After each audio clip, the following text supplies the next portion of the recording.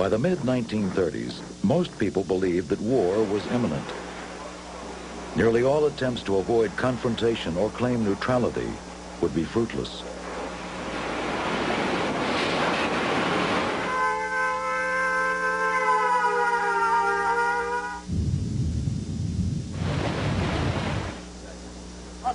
Many knew that any assurances about Hitler's peaceful intentions were worthless.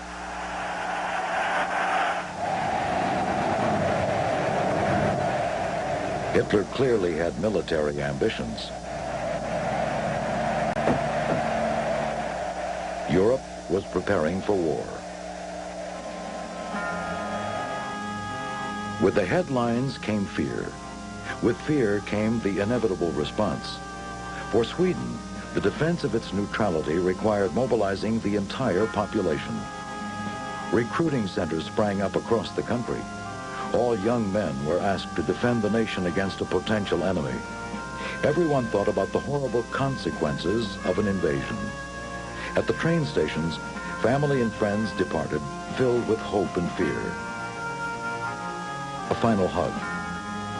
Ahead, long months of training and waiting.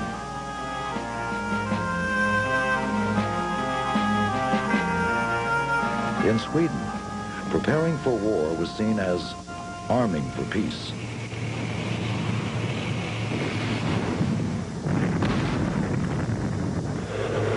Sweden's defenses could not withstand a German invasion. Sweden's Air Force was a collection of light aircraft, only capable of token resistance against the German Luftwaffe. Their reconnaissance aircraft were slow, lumbering targets. Although Swedish aircraft had been effective in World War I, they were now outdated.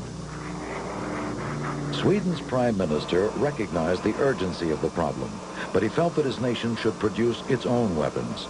Importing weapons would be faster, but it made Sweden too dependent on other countries. The Swedish parliament agreed and passed a resolution expressing the desire to quickly establish an advanced aircraft industry. The result was the creation of Saab in May of 1937. Saab, that is 4 letters, S-A-A-B, and it stands for, in Swedish it's pronounced Svenska Aeroplan Aktiebolaget, and translated into English it is Swedish airplane, and aktie is the same as stock, we have it in stock market, and bolag is corporation. So it's really Swedish Airplane Incorporated. Once funding for Saab was secured, the build-up began in earnest. Building aircraft is a time-consuming and difficult task. It requires complex engineering, planning, and building technologies governed by integrated systems and controls. In order to acquire the needed technology and experience, Saab shrewdly began licensed production of foreign aircraft. For the Swedish Air Force, they began to build a version of the German Junkers Ju-86 bomber in the summer of 1938. The Junkers 86 began life in 1934 as a commercial airliner, but within a year, a military version was also being made available for export. In Germany, the Junkers 86 formed the original bomber squadrons of the rearming Luftwaffe. It was considered to be obsolete by the time Saab obtained their license. The Germans had moved on to other aircraft and relegated the 86 to reconnaissance duties. But Saab did not put all of their efforts into one plane. They licensed and built several other aircraft, including Grumman fighters for the Finnish Air Force. Using what they learned from the various planes, they began to determine what kind of aircraft they wanted.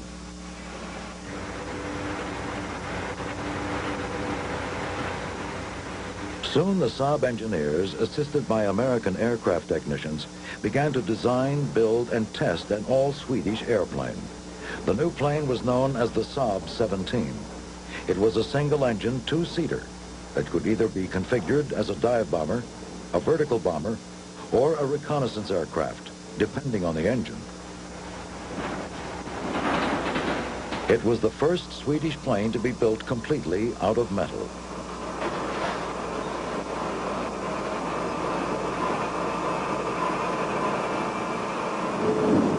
The Saab 17 made its first flight in May of 1940. 325 would be built in the next 4 years. It remained in service into the 1950s.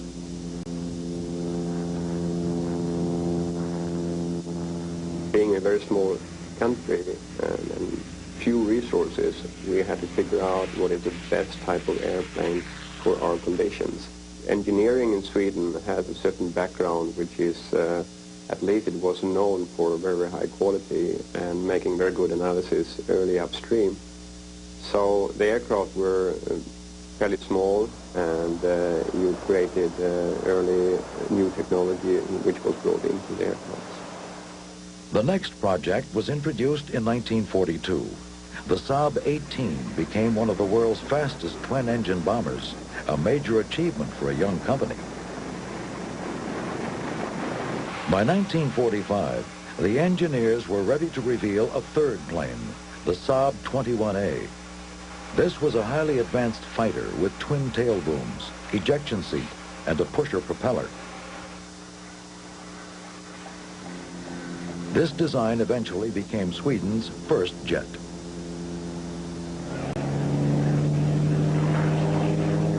But its first flight was a bit shaky. The landing gear brakes did not release fully during the takeoff, and the plane clipped the fence at the end of the runway. Fortunately, the pilot completed the takeoff, but he collapsed the main gear upon landing. Saab had come a long way in a short time, but management was worried about how the company would land after the war. At the end of the war, Saab realized the market for military aircraft would shrink, and commercial aircraft production would not provide enough jobs. One possible solution: build cars.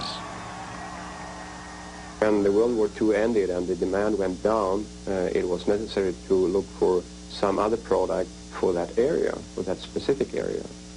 And the plant was there, and natural thing, dust cars, because that's another way of transportation.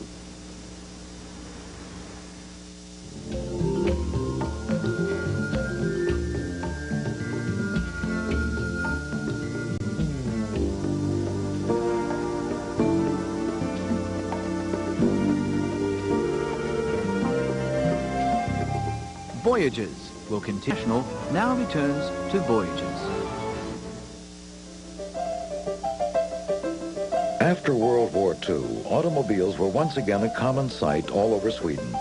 Rural towns were growing, and Sweden was expanding its road system. Manufacturers were pressured to build new cars. Saab managers began to believe that car production could be profitable, but they wondered what kind of car to build.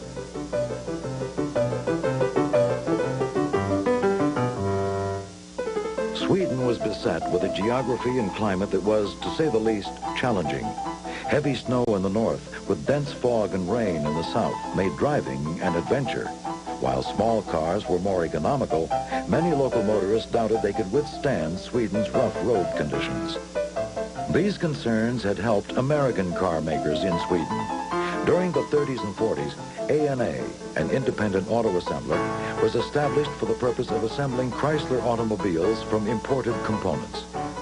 Taking advantage of cheaper labor and freight costs, Plymouth exported car kits to Sweden for assembly and sale. The 5,000 parts needed for each car were assembled by hand.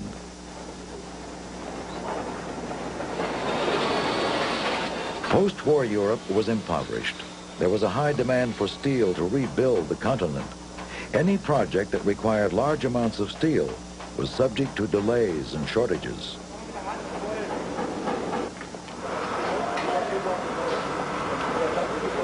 The importing of kit cars might be a perfect interim solution for production in a ravaged economy. This process did not require the tooling, foundries, or large stocks of raw materials associated with car making. But Saab management felt they could find the resources and become a viable automobile manufacturer, not a kit car builder.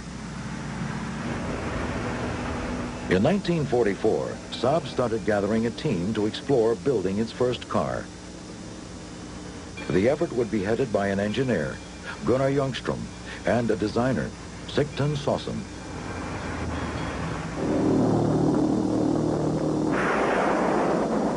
During World War II, a German V-1 rocket crashed in Sweden after an erratic test flight over the Baltic Sea. Saasen produced detailed drawings of the recovered rocket's engines. His sketches of the V-1 parts were flown to England for analysis by British ballistic experts. His ability to combine the understanding of engineering with the talents of an artist was a rare gift. It helped Saasen easily translate concepts into reality at a reasonable cost. As a design engineer, he was a genius. He and Gunnar Ljungström, a wing designer, were chosen to create Saab's first automobile. Ljungström was well educated, and he came from a family of inventors and engineers. He had worked on several automotive component designs prior to the war. Many consider him to be the father of the Saab automobiles. Gunnar Ljungström is definitely the father of Saab cars, and he was from the very beginning. Well, he's coming from the Ljungström family, which is a very well-known engineering family. They engineered turbines, ships, and then now airplanes, and then cars. The aerodynamic designs made it obvious that the first car came from an aircraft manufacturer. As Saasen's pen yielded the final design, Gunnar Ljungström began to decide on its components.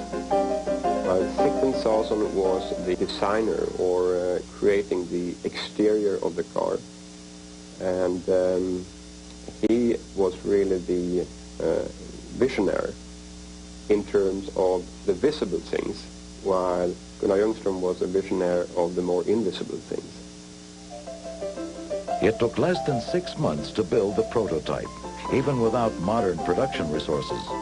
The components were hammered into shape by a 70-year-old panel beater over oak dollies. Materials were scarce. The design team scoured local scrapyards for parts. The prototype was fitted with a pre-war German two-stroke engine and front-wheel drive. But the simple and inexpensive two-stroke engine would later become a millstone around Ljungström's neck. On February 27, 1947, Saab's board of directors approved the decision to proceed. A new car was born.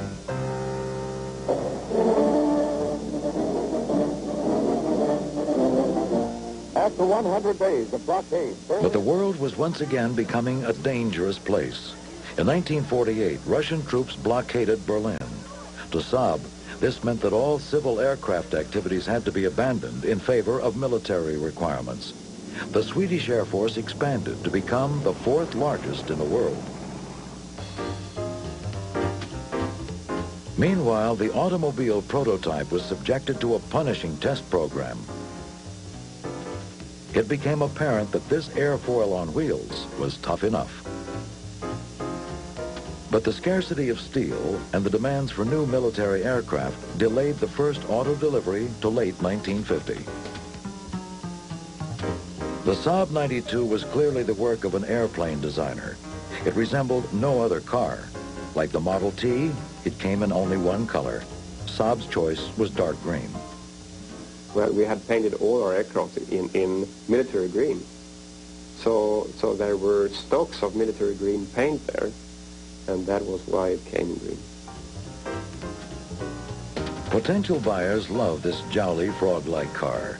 They appreciated the rigid construction, the strong windshield pillars, and high ground clearance. Front-wheel drive allowed for a spacious interior.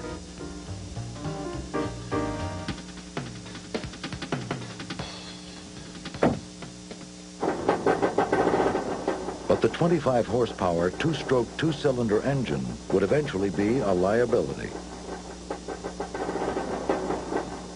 Like all two-stroke engines, it emitted more unburned gases than four-stroke models. Eventually, the public's demand for more advanced engines would kill the two-stroke. As the Cold War grew hot in places like Korea, Saab couldn't keep pace with the public's demand for its car. Thwarted buyers spread rumors that Saab was putting all its efforts into making a new jet fighter, the Saab 29, nicknamed the Flying Barrel. As aircraft production intensified, some observers claimed that Saab would soon abandon car production.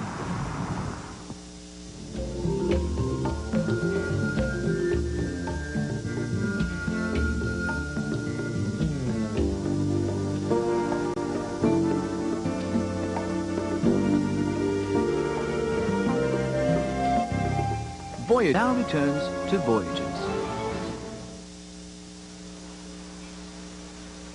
Saab had no intention of pulling out of car making, but they had to overcome a new problem: increased foreign competition.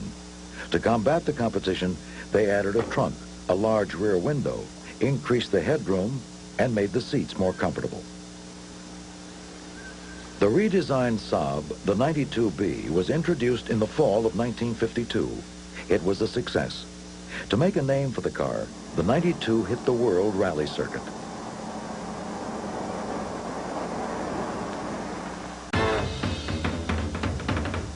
Rally activities provided the perfect environment for engineers to test their concepts. The car's early successes showed the world that Saab was as advertised, tough and reliable. Saab's aviation efforts were also getting noticed. In 1955, the Saab 29 Flying Barrel achieved a world speed record of 1,000 kilometers, or 621 miles per hour. Sweden saw the need to increase the funding for supersonic research, but this decision still allowed for new investment in car production.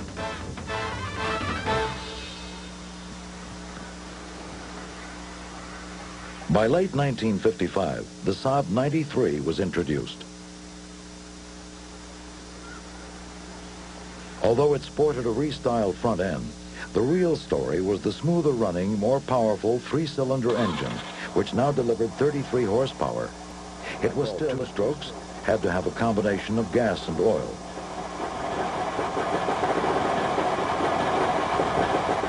The gas cap had a label to remind people to add oil to the mix when filling up.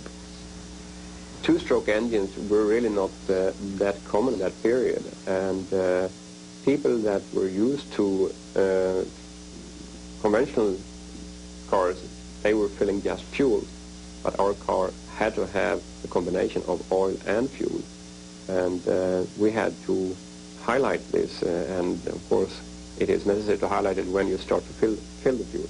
That is why it was noted on the fuel filler cap, please put in oil and fuel. Saab began to discover the powers of advertising as marketing experts set their sights on America. The car's aviation heritage and competition prowess helped to get attention, but Saab didn't want to move too fast. Without an efficient American parts and service organization, buyers might have to wait weeks for repairs. Saab concentrated on small, manageable groups of affluent buyers. Surveys showed that over 90% of these buyers were satisfied with their cars. They especially liked the good fuel economy and unusual features like the ability to convert the cars for sleeping.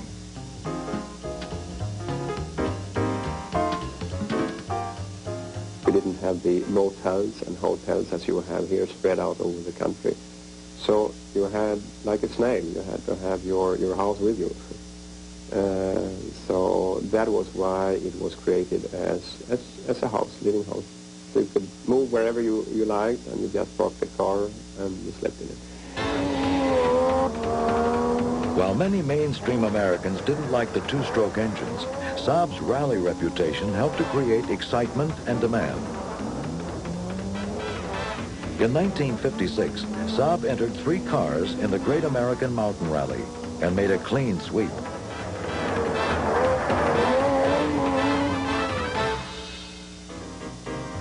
A car that was at home jumping and sliding through the countryside or transporting a family to church wasn't for everyone, but it began to attract loyal buyers. Exports to the USA rose rapidly from nearly 300 cars in 1956 to over 6,000 in 1959. In just 3 years, Saab had turned America into its main export market. Many of the early model Saabs can still be found in northwestern Washington state. 2 brothers alone own over 50 cars. Many proud Saab owners hope to drive their beloved cars forever. Skip Schott has made a living breathing new life into Swedish iron. A collection of cars and parts is scattered around his house. As parts become difficult or impossible to find, restorations take longer. The years have not been kind to many of these cars. Some call this assortment of cast-off parts junk. Others see it as a treasure chest of opportunities. Depending on your point of view, anything is possible. We drove this car up yesterday. A lot of fun to drive. Ran 55 miles an hour in the freeway, no problem at all. Just a lot of people waved at us. We waved back and smiled. When we organize an event for our club, we try to organize it someplace that we can drive to, because that's what they're made to be done. We don't trailer them around and spit and polish them. They get polished, but they also get driven. Well, the two-strokers, they do smoke, and that's part of the mystique. And the people that are dyed-in-the-wool two-strokers, they're always smelling the smoke. And the real aficionados, they discuss the nuance of the smoke, and is it really the old high-M oil, or is it new Spectro oil, or what is the nuance of this smoke? And a lot of people think it's pollution, but no, it's really clouds of love. Is what it is. On the rally circuit, the Saabs of the 1950s produced even more smoke, and their success and victories caught the world's attention. Eric Carlson proved what skill, daring, and a great little car could do. A legend among rally drivers, Carlson thrilled the racing world with his hard-charging style and competitive spirit. His rallying became famous because he took extremely high risks with a very, very small car. He is named as Eric Carlson on the roof, and that was, of course, because he really took very, very big risks and turned over on the roof several times. But being that risk taker and trying to cope with it, he also became a winner. Even in the hands of an everyday driver, the Saab 93 was an impressive off-road machine that seemed to control the most demanding terrain. But world events could not be controlled. In the fall of 1956, the Egyptian blockade of the Suez Canal led to an oil crisis. In Sweden, the result was a ban on Sunday driving by private motorists and the introduction of gas rationing. This had an immediate effect on car sales, but Saab continued production as planned.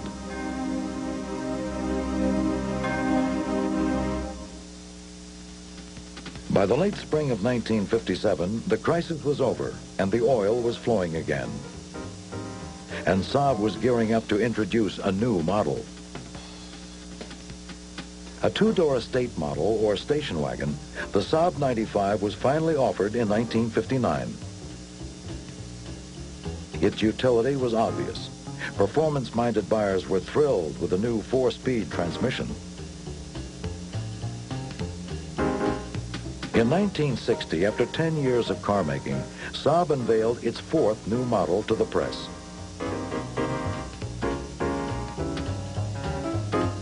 Produced for 20 years, the 96 became a Saab classic, featuring 1960s technology. Voyages will continue in a moment. International now returns to Voyages. In its first year, the 96 increased Saab's Swedish sales nearly 45%. Many features were soon included, such as a remote hood release, a bigger 841cc 3-cylinder engine, upgraded double-system brakes, and an improved heating and ventilation system. Saab modified the instrument panel, making the controls easier to see and operate, and even the pedals were redesigned. The biggest improvement came with the increased production rate at the Trollhättan plant. Now Saab had the capacity to produce 30 to 40,000 cars a year. By January 1965, Saab had produced more than 250,000 automobiles. It took just one more year to reach 300,000. But Saab didn't rest. It made a total of 1,500 product improvements on the 96 during the first 6 years of its production. The 3-speed transmission was soon a thing of the past. All the 96s now came with 4-speed gearboxes. The new Gran Turismo model of the 96, later called the Monte Carlo 850, offered a 55 horsepower engine, independent lubrication, and a triple carburetor. It introduced fun into everyday driving. It was really just an upgrading of performance, offering different interior appearance with bucket seats. It had a wooden steering wheel. So it was really looking more into the sporty market. And I think the flavor was really coming from England, where you had a lot of sports cars. The times were good. Cars were selling. Production was up. The car business was booming. But internally, a struggle was underway. Gunnar Ljungström was fighting for the introduction of a 4-stroke engine. An improved paint job could not hide the fact that the 2-stroke engines were trouble. Officially, they were reliable.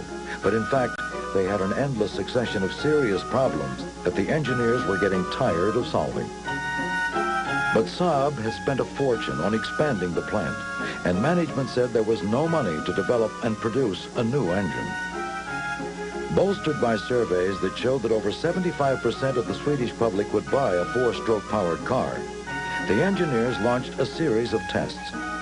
They were determined to either fix the 2-stroke or convince management that if they switched engines, enough people would buy it to warrant the tooling costs.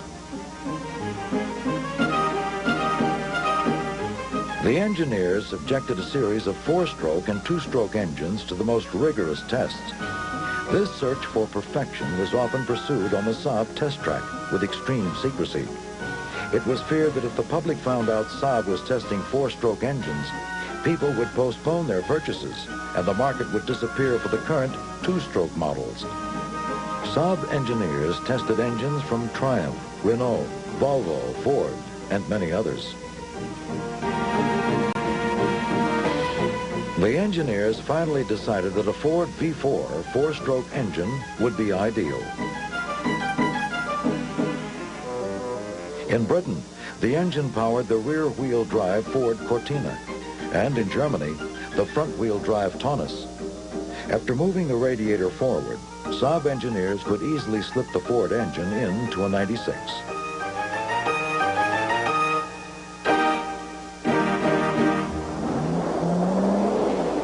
While engine testing continued, the 96 became a rally machine.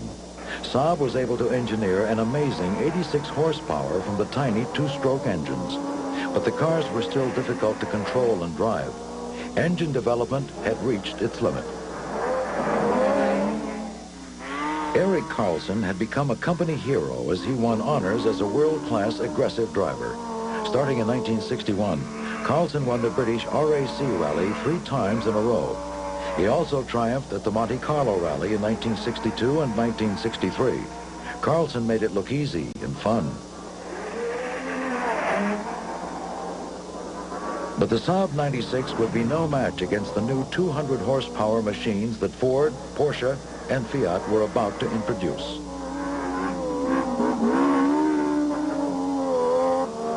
Gunnar Ljungström continued to urge the board to support the development of a 4-stroke engine.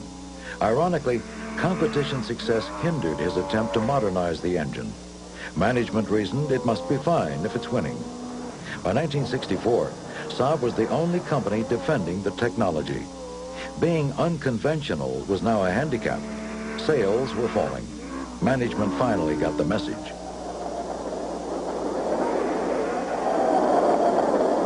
In 1967, the 96 was outfitted with the Ford V4 4-stroke engine. The 2-stroke was now just an option.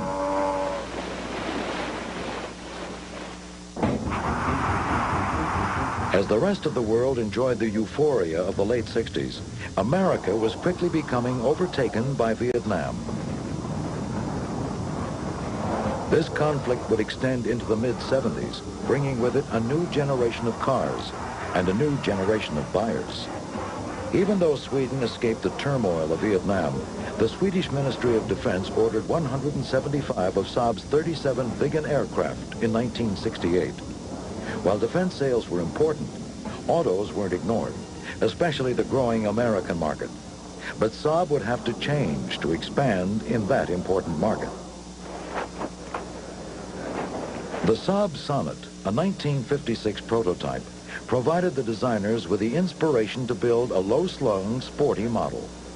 Principally for the American market, the Sonnet was reborn in 1967. In Swedish, Sonnet means how nice, how neat. This nice and neat car quickly became Saab's test. It's now one of the most valued Saabs ever produced.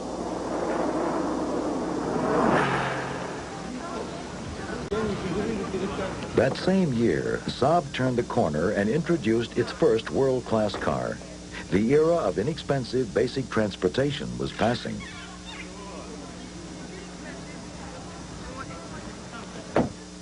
Sigtensausen created a car with a long nose and a short rear deck. Enter the Saab 99. The 99 took over 400,000 engineer hours to design. Like all Saabs, the prototype was built by hand. It was a painstaking process of fitting, welding, and painting. Although the 99 was a totally different car, it was still Saabish in design. Well, the 99 was really to try to take the step up in a little larger car, more family-oriented, offering more space. It was from the very beginning four-stroke engine.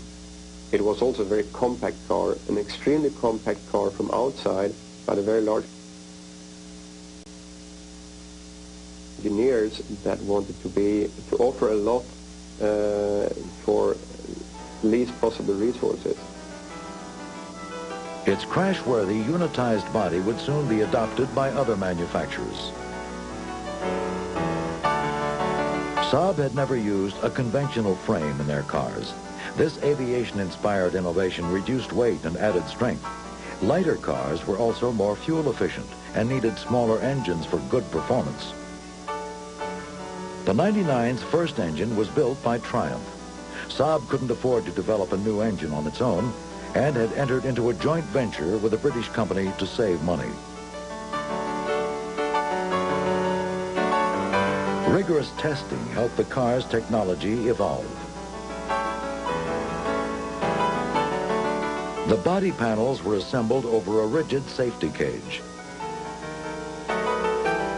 The front and rear ends were designed as energy-absorbent zones to protect passengers in head-on and rear-end collisions.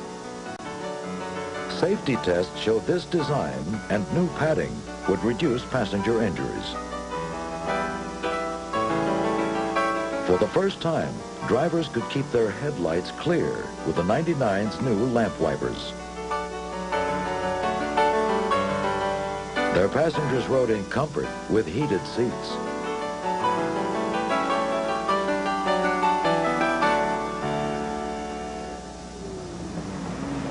Saab had not tried to make a modern status symbol.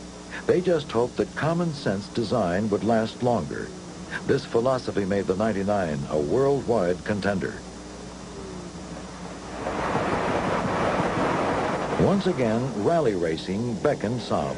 But during the 70s, developments were affected by the oil crisis. Gas guzzlers were unpopular, but people wanted good performance. Saab began to experiment with turbocharging. A turbocharger gave a four-cylinder engine V8 performance and good fuel economy. So in 1978, Saab introduced the astounding Turbo 99, setting a new competitive standard and boosting sales worldwide. Turbo-powered Saabs quickly hit the rally circuit and started to win. Unfortunately, in the late 1970s, rule changes made international rally racing too expensive for Saab. Saab left competition in 1980 and turned all of its attention to new product development.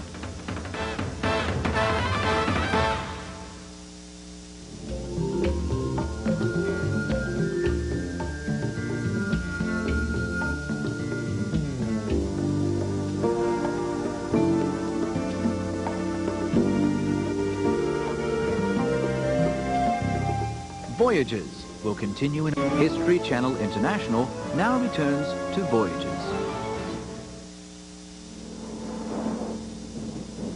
The 1980s brought an evolution to Saab's aircraft and automobile production. Computer-aided design, robotics, and composite materials set new world standards for excellence. Software produced hardware, and data became king. Saab was now on the leading edge of manufacturing technology. The first vehicle to be designed with this new generation of technology was the aerodynamic Saab 900. It represented a truly modern Saab. Customers wanted something new, and Saab wanted to make bigger and better equipped cars. Now in the price range of luxury models, the 900 became popular with discriminating buyers. The 900 maintained the same low-drag characteristics of Gunnar Ljungström's first creation. At the same time, American collision safety standards were increasing. Already ahead of the game, Saab took its experience with the 99 and incorporated it into the Saab 900. Building cars for an affluent and demanding market required that Saab be truly competitive. The luxury market was a trendy environment. The only way Saab could compete was to lead the way. By using independent suspension, coil springs, and four-wheel disc brakes, Saab engineers were striving to perfect the art of driving comfort and safety. The new Saab 900 was equipped with energy-absorbing bumpers, electronically heated seats, headlight cleaners, an anti-lock braking system, and a turbo engine.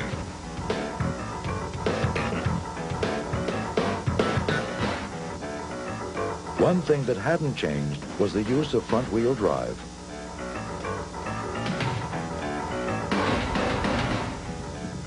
Saab's image was transforming.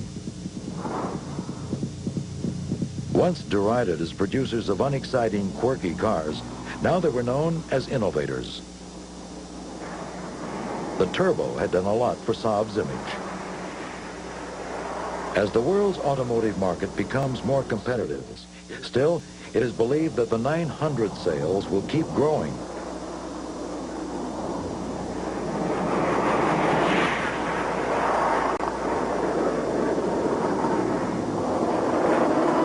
The convertible cabriolet will always be remembered as the most successful 900 ever introduced. Originally launched in 1986 for the American market, over 27,000 were sold that first year. After producing the 900 for the near luxury segment, Saab was at work on a new model. Unveiled in 1984, the new Saab 9000 offered all the safety and performance and fuel economy modern testing could provide. The public safety concerns and the energy crisis of the 70s had called for new designs and new thinking, essentially a new design philosophy. The 9000 answered that need. Driven to produce its safest car to date, Saab once again took extreme measures to ensure that this car would prove to be one of the finest in the world.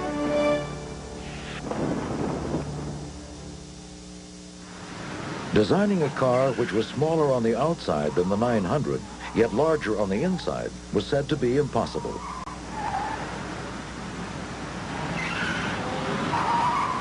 With the use of computer modeling and a philosophy of elegant simplicity, the impossible was achieved.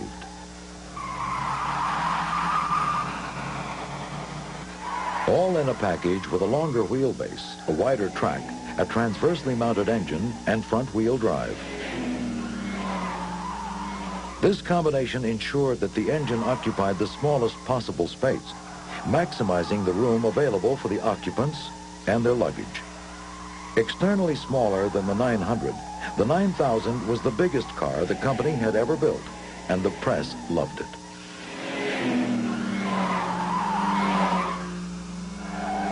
Saab set out to prove that the 9000 deserved the attention by entering 3 ordinary production models in an endurance test. Performed under the supervision of NASCAR at the Alabama International Motor Speedway in Talladega, the long run was conducted in October of 1986. After 20 days of all-out driving, each car totaled 100,000 kilometers, or 62,000 miles, equal to 2.5 circuits around the world, with the best average speed of 132 miles per hour. The celebration didn't last very long. Profit margins were shrinking, production costs were up, and there were strong new competitors. Saab, like many of the smaller manufacturers, recognized that surviving in the future would be a precarious balancing act. New production technology made car production so flexible that the big manufacturers would soon be able to produce low-volume cars and be profitable. But the small producers like Saab were under attack.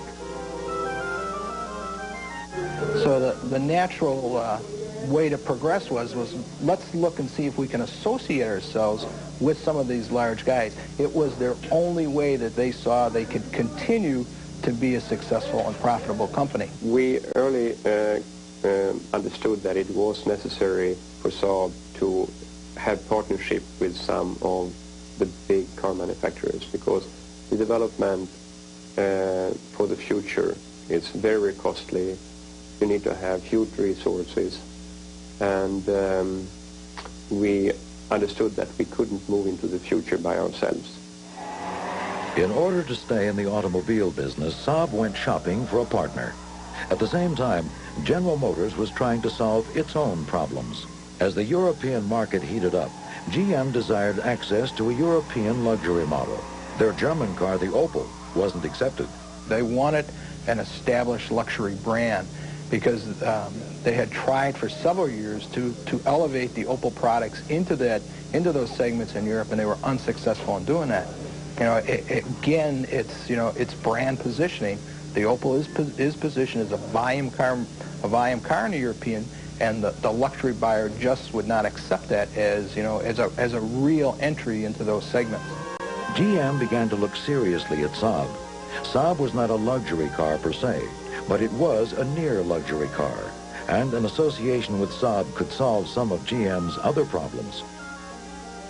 In the early 1990s, the European market was really starting to grow. General Motors was very tight for capacity, and Saab had excess capacity. So it also provided them some capacity for some of the GM products. By March of 1990, Saab and General Motors were ready to announce the beginning of their joint venture. Saab lovers hoped merging the two corporate cultures would provide the resources for a continuation of Saab's unique blend of technology and performance. Investors hoped the arrangement would make Saab and GM more competitive. The response to the introduction of the revamped 900 in 1994 indicates that both camps will be pleased. In the end, the consumer has the last word. They like what they see. Sales are up, and there are plans for an updated 9000 and some other completely new models. To be successful, we have to grow. For the next couple of years, our outlook is in the area of 100,000 to 120,000 cars.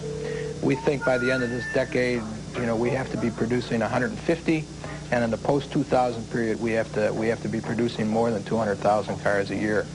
To do that will mean two things. Number one, a broadened product line. A lot of feasibility studies, a lot of market research going on today as to what type of markets should we be looking at, what type of market segments we should be looking at, and then secondly, what markets should we be in. The glory days probably are not over. Deeply rooted in its past, sharing ideas and technologies, always looking for new solutions, Saab's heritage is unique in the auto world.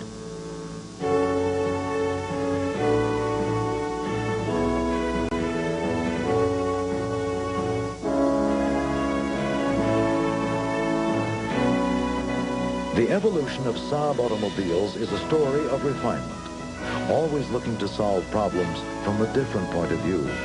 Saab risked its future on designs and technologies that few dared to attempt.